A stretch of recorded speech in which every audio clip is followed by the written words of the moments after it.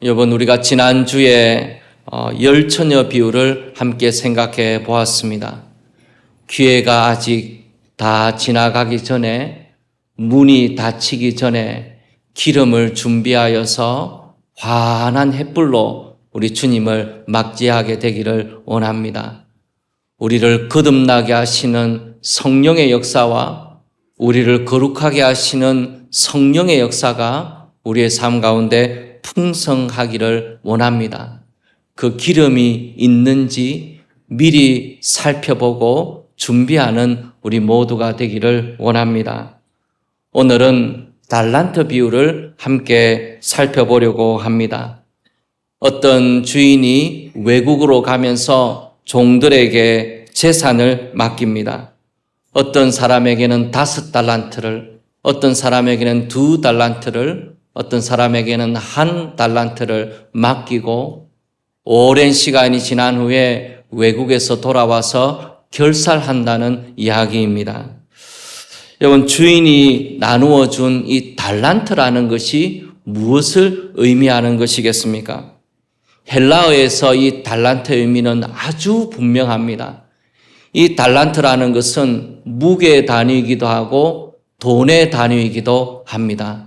그러니까 주인이 돈을 맡긴 것이죠. 재산을 맡긴 것입니다.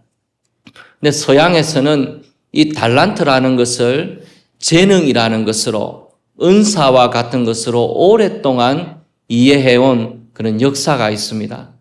그런데 이 달란트라는 것을 단지 재능이라 그렇게 보기에는 좀 맞지 않는 부분이 있다는 것을 알 수가 있어요.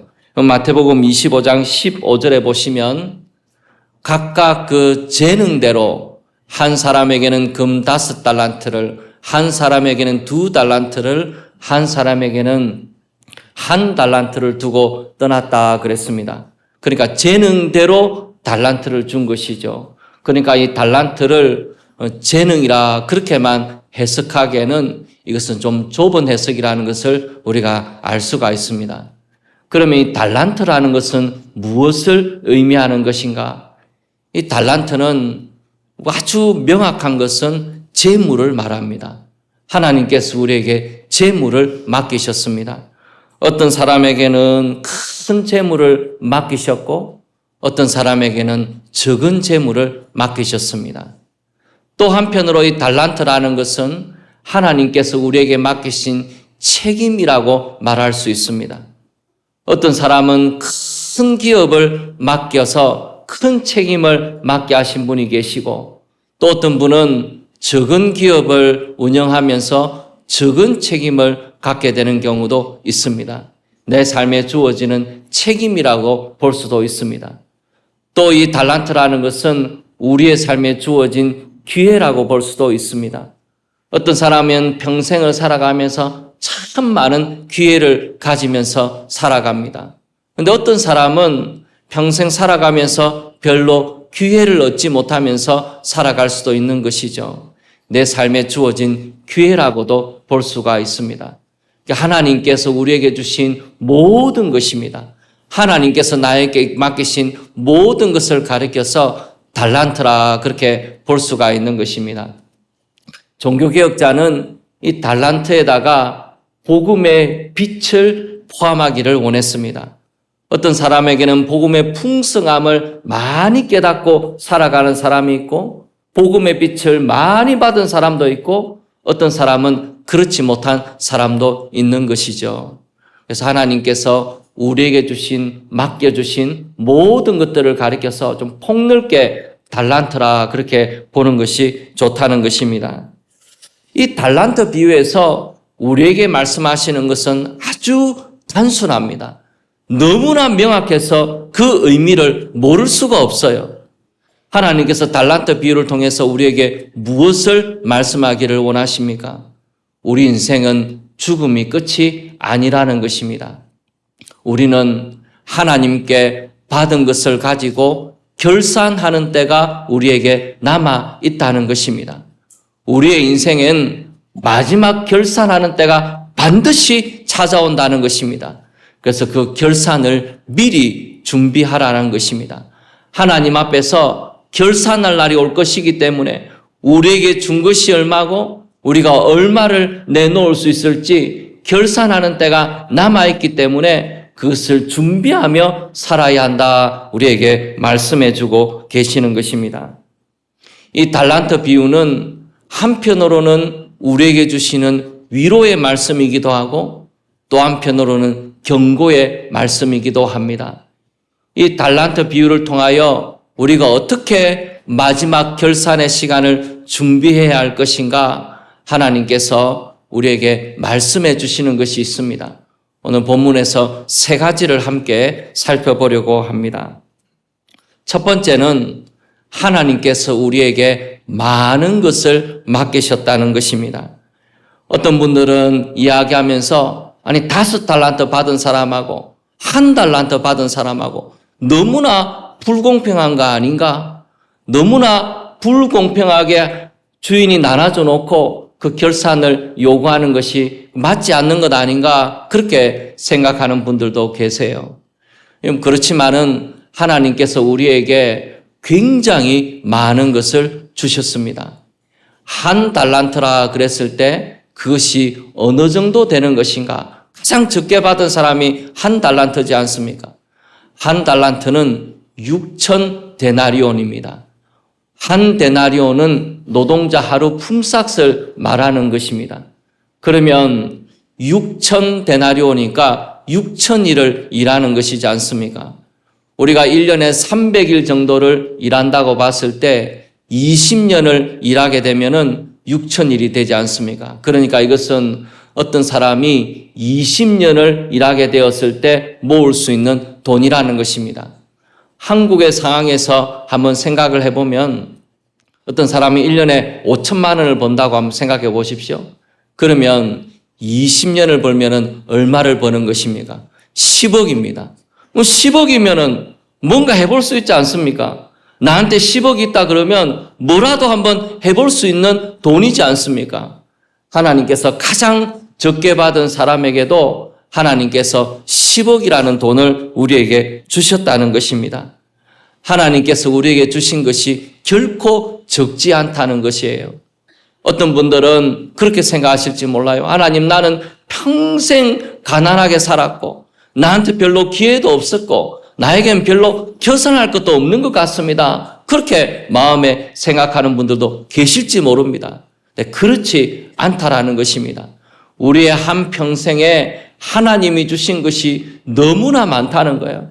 우리 하나님은 굉장히 크신 하나님이십니다. 하나님은 굉장히 풍성하신 하나님이세요. 하나님의 스케일을 한번 생각해 보십시오. 우주를 만들었지 않습니까?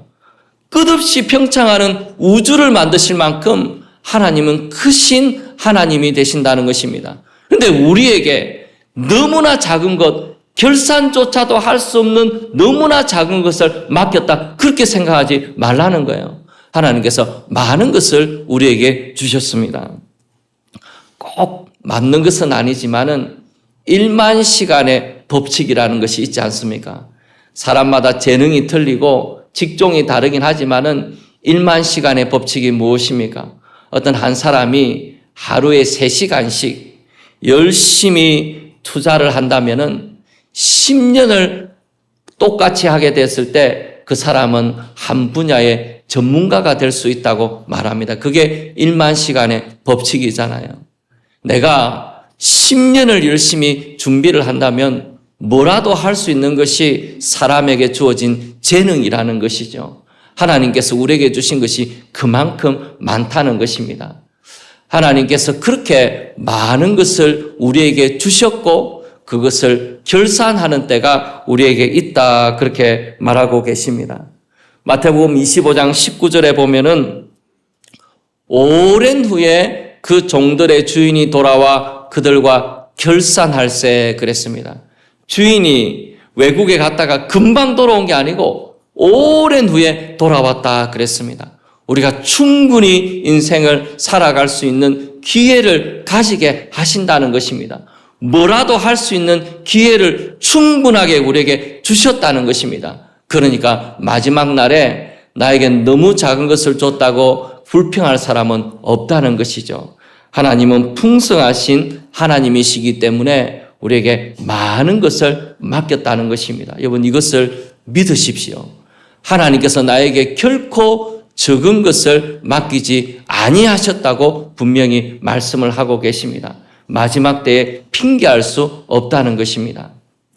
두 번째로 하나님께서 이 비유를 통하여 우리에게 말씀해 주시는 것은 하나님은 우리가 얼마나 충성했는가를 보시겠다, 그렇게 말씀하고 계십니다. 여러분, 5달란트를 받아가지고 5달란트를 남긴 사람 있지 않습니까? 그 사람에게 하나님께서 어떻게 칭찬하셨는가? 마태복음 25장 21절에 보면 이렇게 기록이 되어 있습니다. 그 주인이 이르되 잘하였도다 착하고 충성된 종아, 내가 적은 일에 충성하였음에 내가 많은 것을 내게 맡기리니 내 주인의 즐거움에 참여할지어다 하고 그랬습니다. 그리고 2달란트를 받아서 2달란트를 남긴 사람에게 우리 주님이 이렇게 칭찬하셨습니다. 마태복음 25장 23절입니다. 그 주인이 이르되 잘하였도다 착하고 충성된 종아, 내가 적은 일에 충성하였음에 내가 많은 것을 내게 맡기리니 내 주인의 즐거움에 참여할지어다 하고 그랬습니다. 여러분, 21절과 23절이 완전히 똑같습니다. 글자 토시 하나 다르지 않아요. 완전히 똑같은 칭찬을 우리 주님께서 하고 있다는 것입니다. 2달란트 남긴 사람이나 5달란트 남긴 사람이나 우리 주님께서 똑같이 칭찬을 하신 것이 있다는 것이죠. 그러니까 우리 주님께서 우리가 어디까지 갔느냐 그것만 보지 않으신다는 거예요. 이 세상 사람들은 우리가 어디까지 갔느냐 그걸 유심해서 보지 않습니까? 그런데 우리 주님은 우리의 출발점이 어딘지를 아신다는 것이죠. 내 출발 지점에서 어디까지 갔느냐 우리 주님께서 그것을 보신다는 것입니다. 그러니까 우리 주님께서는 내가 받은 것을 가지고 얼마나 충성을 다했는가, 주님을 위해서 사용했는가 그것을 보신다는 거예요. 그러니까 오늘부터 다른 사람에게 준 것을 내가 신경 쓸 필요가 없는 것입니다. 나는 1달란트밖에 안 주셨고 저 사람은 5달란트를 주셨고 얼마나 부러운가 그거 신경 쓰지 말라는 거예요. 목회를 하다 보면은 참 불공평해요. 어떤 사람은 개척한 지 얼마 되지도 않았는데 수천 명이 모여서 그렇게 큰 교회를 이루는 분들도 있지 않습니까? 그런데 어떤 분들은 개척하고 20년이 지났는데 아직도 자립을 하지 못하고 살아가는 그런 경우도 있지 않아요. 얼마나 불공평한지 모릅니다. 어떤 목회자는 큰 도시에서 큰 교회를 목회하면서 살아가는 사람도 있고, 어떤 분은 어떻게 해서 거기 갔는지 모르겠지만은 시골에서 몇 명 되지 않는 교인들과 함께 평생을 보내는 분도 있다는 거예요. 공평하지 않아 보인다는 것입니다. 근데 우리 주님은 뭘 보신다는 것입니까?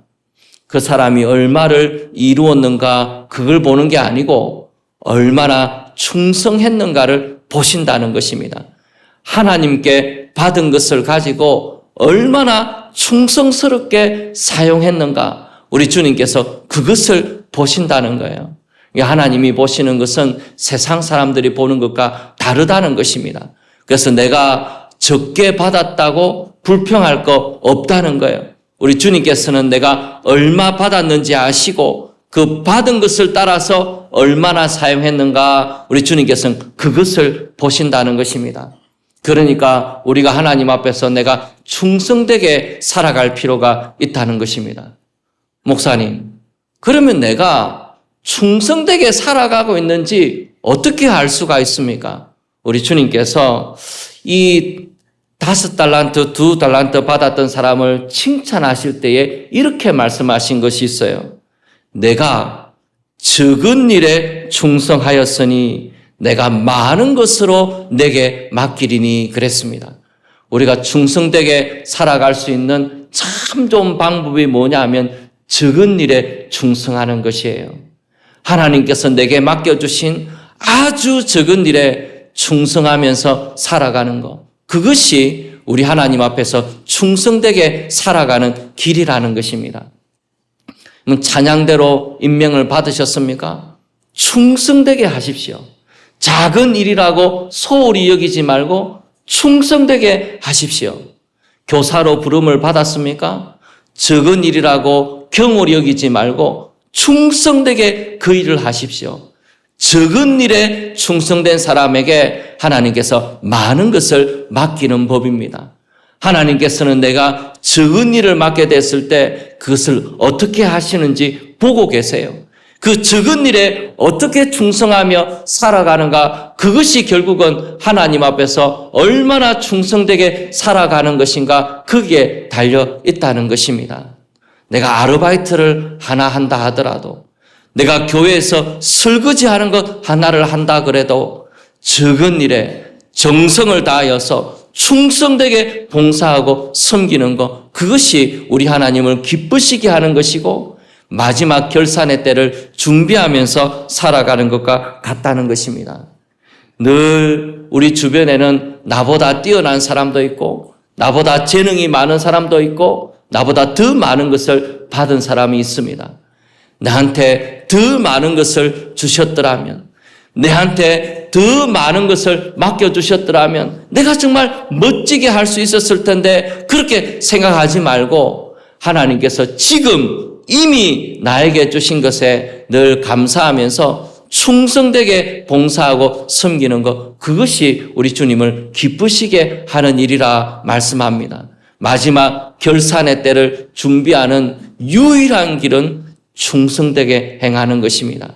하나님께서 내게 맡기신 것이 무엇이든지 충성되게 그것을 사용하는 것, 그것이 주님 앞에서 마지막 결산을 준비하는 길이라 우리에게 말씀하고 계십니다. 충성하지 않게 되었을 때 한 달란트 받은 사람이 그것을 빼앗기지 않습니까? 하나님의 원리는 그런 것이에요. 적은 일에 충성한 그 자에게 더 많은 것을 맡기시고, 충성하지 않는 사람들은 그 받은 것도 빼앗기는 법입니다. 그것이 하나님의 원리라는 것을 말씀해 주고 계세요. 이 세상을 살아갈 때도 그것이 원리이고 마지막 결산할 때에도 그것이 원리라는 것을 우리에게 말씀해 주고 계십니다. 충성되게 이 땅을 살아갈 수 있는 그런 지혜가 우리에게 있기를 원합니다. 마지막 세 번째로 우리 주님께서 이 본문에서 말씀하고 계시는 것이 있어요. 사용하지 않는 것이 가장 무서운 것이라고 우리에게 말씀하고 계십니다. 달란트 비유에서 달란트를 남긴다는 것은 재능을 개발한다는 말이 아닙니다. 내가 받은 재능을 얼마나 개발하느냐, 그게 달란트 비유에서 달란트를 남기는 게 아니에요. 여기에서 달란트를 남긴다는 것은 무슨 뜻을 가지고 있느냐 하면 하나님을 위해서 쓰는 것을 말하는 것입니다. 내가 받은 것을 하나님을 위하여 사용하게 됐을 때 그것은 달란트를 남기는 것이 되는 것이죠. 이 한 달란트 받은 사람에게는 바깥 어두운 데로 내어 쫓기면서 슬피 울면서 이를 가는 형벌을 받게 되었습니다. 한 달란트 받은 사람이 그와 같은 형벌을 받게 되었다는 것이죠. 그러면 이 한 달란트 받았던 사람은 왜 그런 형벌을 받게 되었습니까? 그것은 그 사람이 땅에 묻어두었기 때문입니다. 이 땅에 묻어둔 사람이 특별히 잘못됐다고 여러분 생각하시면 안 돼요. 그 당시에는 은행 같은 것이 제대로 없던 때였기 때문에 땅에 묻어두는 것은 그렇게 드문 방법이 아니었습니다.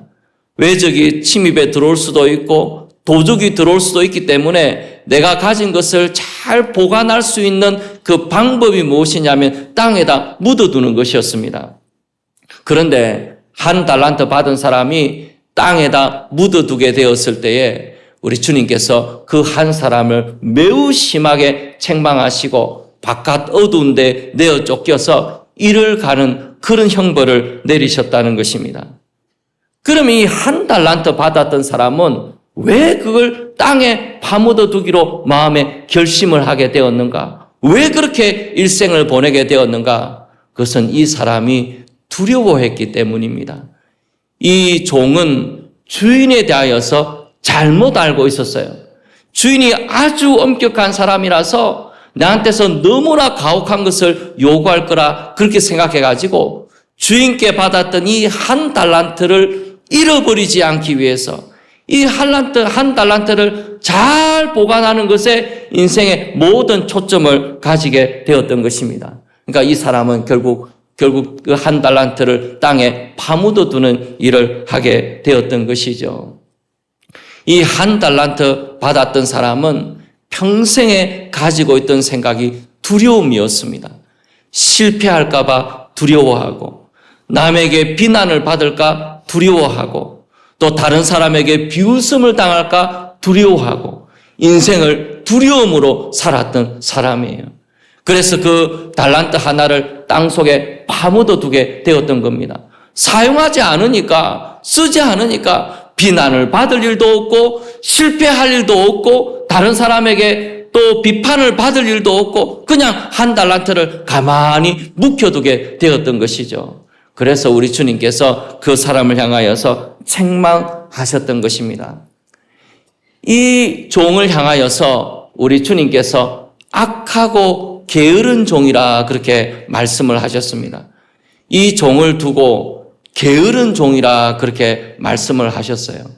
여러분, 이 종이 왜 게으른 종입니까? 아무것도 안 하고 가만히 있었으니까 게으른 종인 것은 맞지요.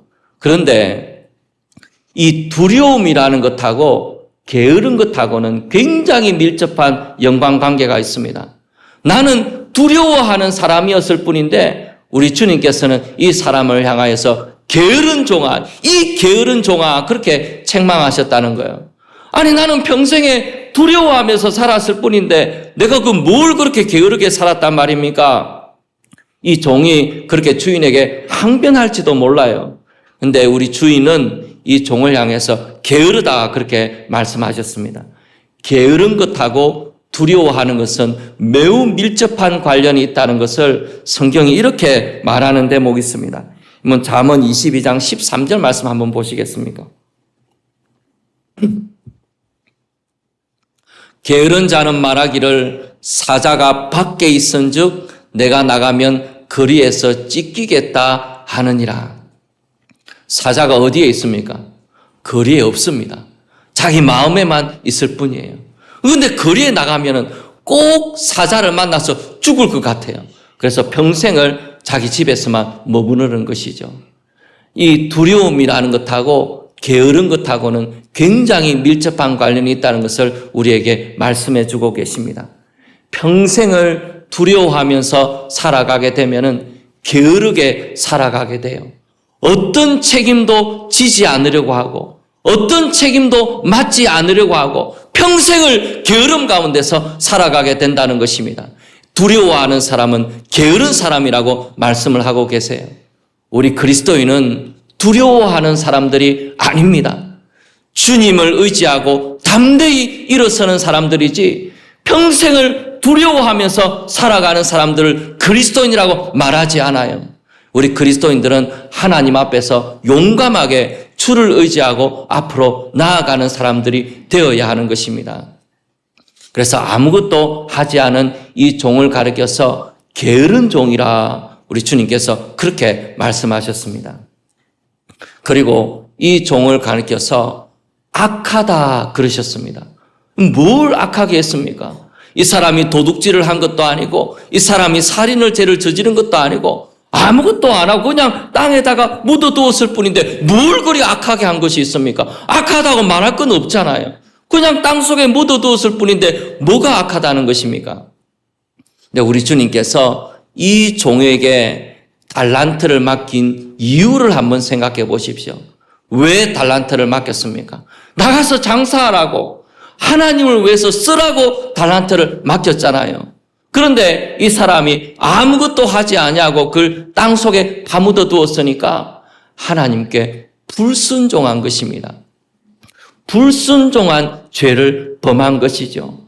하나님은 사용하라고 나한테 달란트를 주셨는데 재능과 책임과 기회와 건강과 모든 것을 나에게 주셨는데 내가 그것을 사용하지 않으니까 불순종한 것이라는 겁니다. 그래서 불순종한 사람이기 때문에 결국은 악한 사람이 된 것이죠. 우리 주님께서 무엇을 보신다는 것입니까? 우리 주님은 우리가 하나님을 위해서 얼마나 사용했는가 그거 보신다는 것입니다.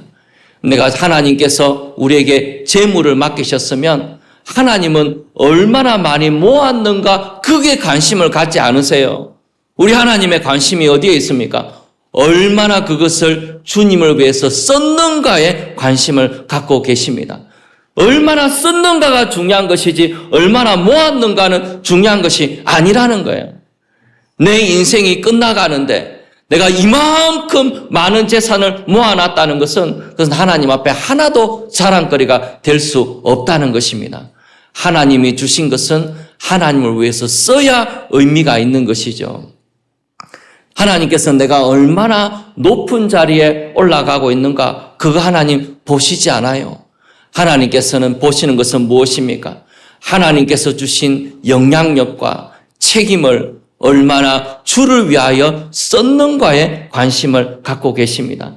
내가 얼마나 하나님을 위해서 그것을 썼는가, 사용했는가, 그게 중요한 것이지 내가 얼마나 높은 자리에 올라가는가, 그게 중요한 것이 아니라니까요. 우리 하나님께서 그걸 보시는 것이 아니라는 것입니다. 내가 얼마나 하나님 앞에 받은 것을 썼는가가 중요한 것이지 얼마나 모아두었는가, 얼마나 높은 자리에 올라가게 되었는가, 그게 중요한 것이 아니라고 우리에게 말씀을 하고 계시는 것입니다. 하나님께서 통찰력을 주셔서 말씀을 깨닫게 해주십니까? 사용하십시오. 나누십시오. 그것을 하나님을 위해서 쓰라는 것입니다. 내 혼자만 가만히 묵혀두고 그렇게 살아가지 말라고 우리 주님께서 말씀하고 계시다는 것입니다. 여러분, 우리가 하나님 앞에서 평생을 두려움으로 살아가고 내가 받은 것을 땅에 파묻어 두면서 살아가는 그런 어리석은 사람이 우리 가운데 없기를 바랍니다. 2차 세계대전 때 이런 일이 있지 않습니까? 나치가 있을 때에 어떤 사람이 아무것도 안 했는데 나치한테 오해를 받아가지고 감옥에 갇히고 사형을 당하게 됐습니다. 그 사람이 억울해가지고 감옥 안에서 소리 지르는 거예요. 왜 나를 잡아다가 죽이려고 하느냐? 나는 아무것도 안 했는데 왜 나를 죽이려고 하느냐고 이 사람이 감옥에서 소리 지르는 거예요. 날마다 항의를 하고 이 사람이 소리를 지르니까 옆에 있던 감옥에 갇힌 사람이 이렇게 이야기를 했습니다. 그게 너의 죄라고.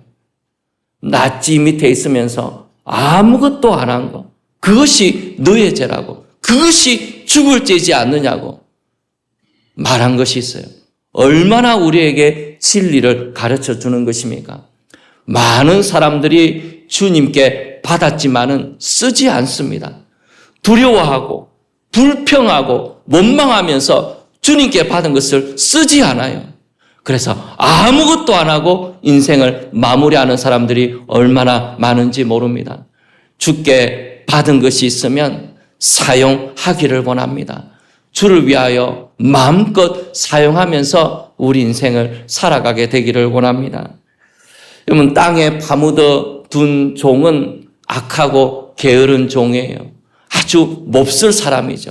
그런데 우리가 경건한 사람들 가운데도 이 한 달란트 가진 사람, 땅 속에 파묻어 둔 것처럼 그렇게 살아가려는 사람들도 있습니다.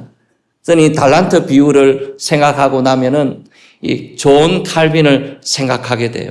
그 유명한 종교개혁자 잔 칼빈이 26살 때 이 기독교 강요 초판을 썼어요. 정말 기가 막힌 일입니다. 제 26살 때와는 비교할 수가 없어요. 어떻게 하나님이 이런 놀라운 재능을 하늘로부터 주신 사람이 있을 수 있는가? 저는 그런 생각이 들었습니다. 어떻게 이런 사람이 세상에 나올 수가 있는가? 이걸 어떻게 26살에 쓸 수가 있는가? 놀라운 재능을 가진 사람이었어요. 그 사람이 존 켈빈이 기독교 강요를 쓰게 된 이유가 무엇이냐면 프랑스에서 기독교인들이 박해를 당해서 화형을 당하고 죽임을 당하게 되는데 그들이 아주 몹쓸 사람들이라고 비난하고 조롱하는 사람들이 많아지게 되니까 존 칼빈이 이들은 비난받을 사람들이 아니고 성경에 가르친 대로 믿음대로 살아간 사람들이라고 그들을 변호하기 위해서 이 기독교 강요를 썼습니다. 근데 자기도 쫓기는 신세였기 때문에 그 책을 무명으로 썼어요. 자기 이름을 밝히지 않고 그 책을 썼습니다. 존 칼빈은 자기가 직접 이야기한 대로 소심한 사람이었어요. 이분은 늘 은둔하기를 원했습니다. 사람들의 눈에 띄지 않기를 원했어요.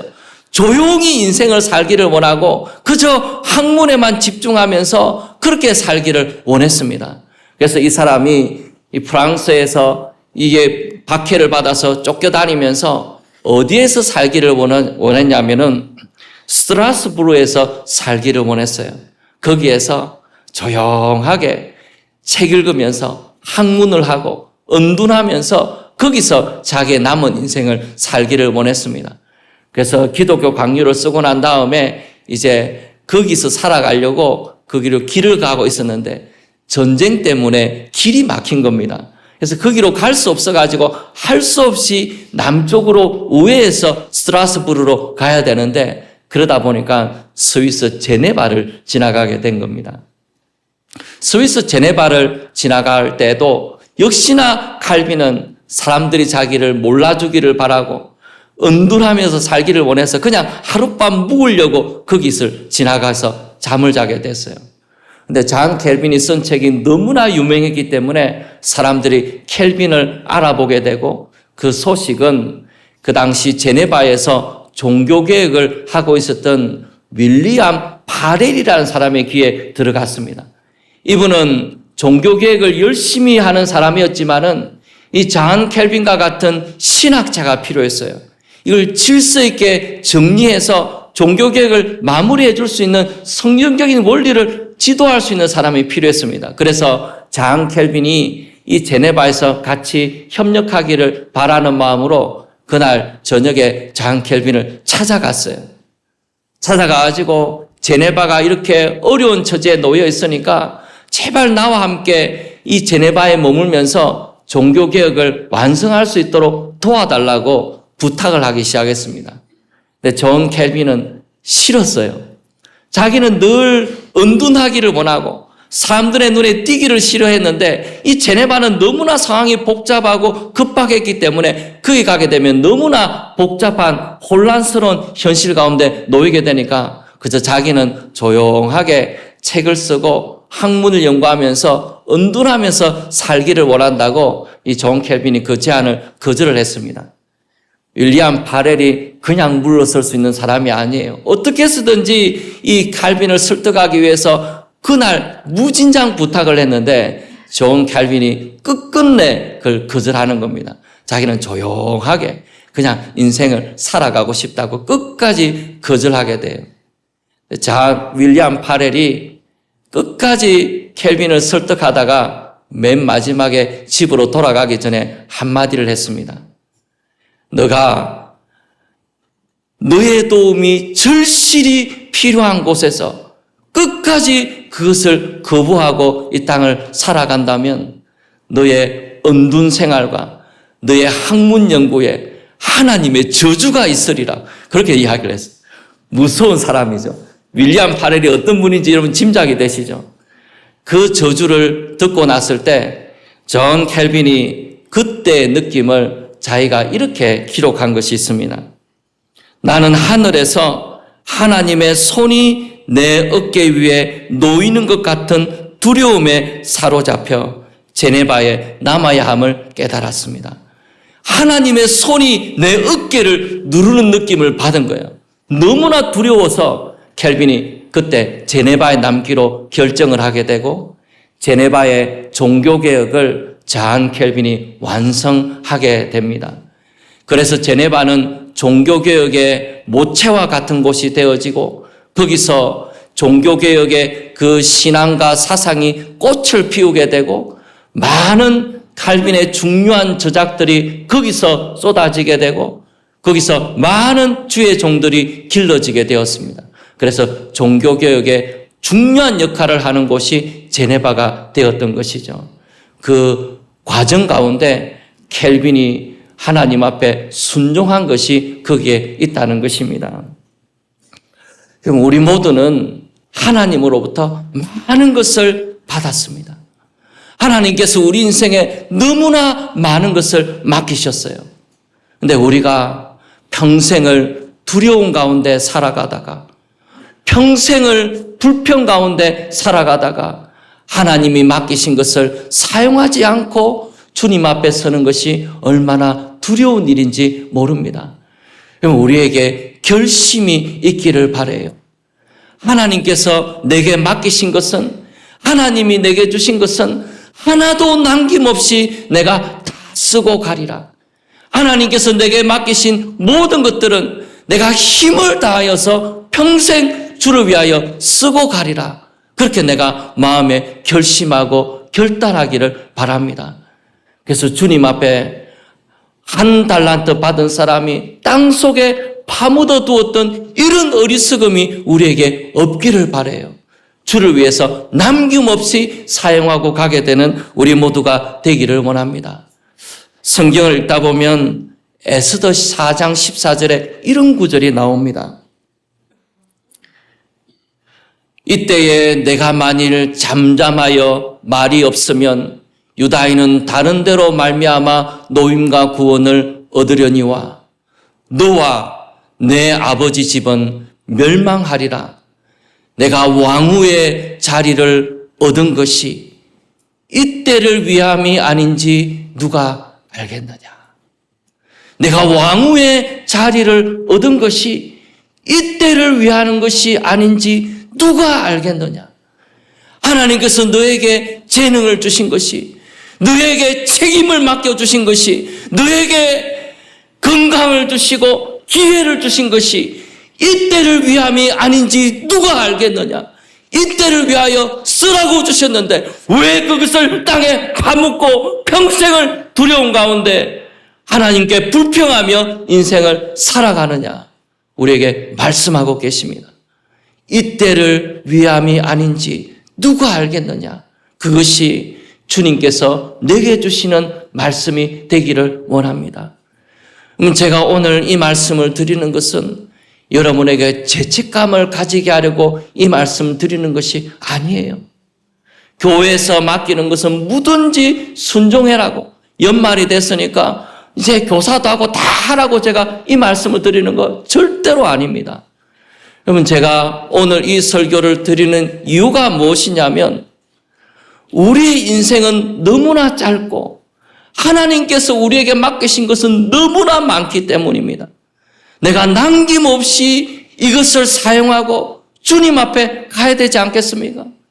주님 앞에 가야 될 때가 다 돼가는데 이렇게 많이 남겨두고 쌓아두고 내가 살아간다면 얼마나 주님 만날 때 부끄럽겠습니까?